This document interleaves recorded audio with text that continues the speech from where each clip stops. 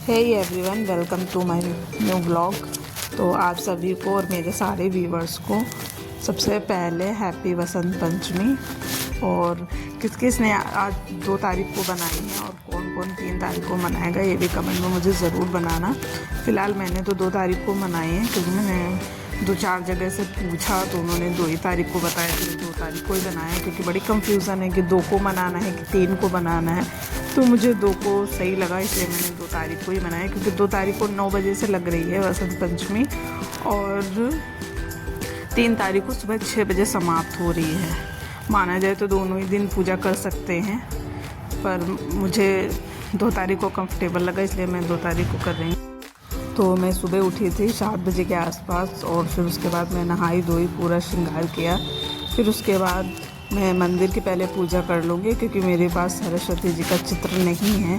तो ऐसे ही मैं सुपारी में कलावा लपेट के उनको मान के सरस्वती जी को मान के उनके रूप की पूजा नीचे ही कर लूँगी। उसके बाद मैं तुलसी से सुहाग लेती हूँ। बहुत लोग धोबी से सुहाग लेते हैं, पर यहाँ पर अवेलेबल नहीं है। जैसे कि जो मेरे पुराने सब्सक्राइबर हैं वो अच्छे तरीके से जानते होंगे कि मेरे पति का ट्रांसफ़र आगरा में हो गया, तो यहाँ पर वसंत पंचमी नहीं मनाया जाता है। तो इसलिए यहाँ कोई ये सिस्टम नहीं है कि मैं धोबिन को बुला के उससे सुहाग ले सकूँ। तो मेरे मंदिर पे हमेशा गौर रखी रहती है, मैं कभी नहीं उसको चेंज करती। वो हो गई होगी कम से कम 5 साल तक की, हाँ 5 साल के आसपास की हो रही है। वो मेरे मंदिर पे कंटिन्यू रखी रहती है। तो अगर कुछ होता है तो मैं उसी से तुलसी में लेके और गौर से सुहाग ले लेती हूँ। तो मैं आ गई हूँ छत पर। अब तो तुलसी का पौधा है जो कि मैंने रख लिया है आगे थोड़ा खिसका के। आज संडे था, तुलसी छूनी नहीं थी, इस वजह से मैंने तुलसी पे पानी भी नहीं दिया और इसको हिलाया झुलाया और छुआ भी नहीं है। केवल दूर से ही मान के और दूर से ही हाथ लगा के बस पूजा कर ली है। तो सबसे पहले मैंने सूर्य देवता को अर्घ दिया।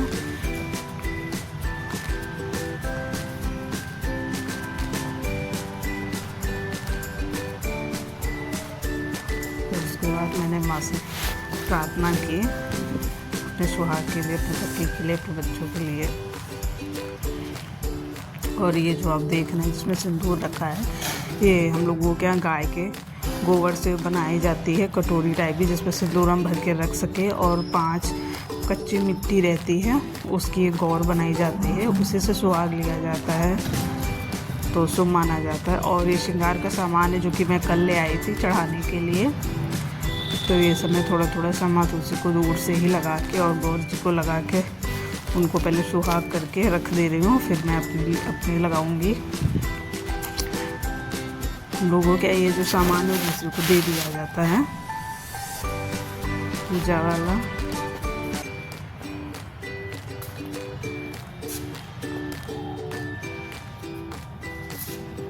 तो मैं प्रॉपर तरीके से 7 बार अपनी मांग में सिंदूर छुआ लूँगी।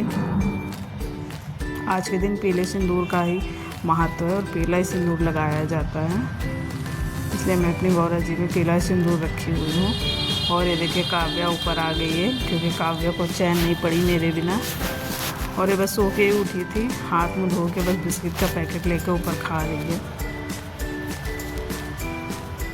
तो आप सभी को मेरा ब्लॉग कैसा लगा प्लीज़ कमेंट में ज़रूर बताइएगा। और अगर मेरा ब्लॉग अच्छा लगा हो तो प्लीज़ लाइक शेयर सब्सक्राइब करना ना भूलिएगा।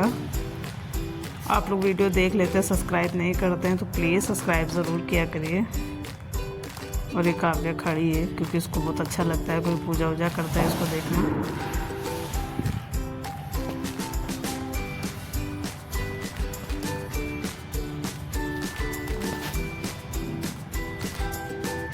तो मैं सुहाग का सामान थोड़ी देर तुलसी जी के पास रखा रहने दूँगी और गौर को मंदिर में उठा ले जाऊँगी, उनको नीचे रख दूँगी, क्योंकि यहाँ बंदर बहुत आते हैं। और ये देखिए मैं पास से आपको अपनी गौर दिखाई दे रही हूँ। और ये देखिए मैं, तो चलिए इसी के साथ मिलते हैं नेक्स्ट ब्लॉग में। तब तक के लिए बाय बाय। अगर आपको मेरा ब्लॉग अच्छा लगा हो तो प्लीज़ लाइक सब्सक्राइब करना ना भूलिएगा। और ये मेहंदी लगाई थी मैंने कल, लगवाई थी, मुझे अच्छा लगता है।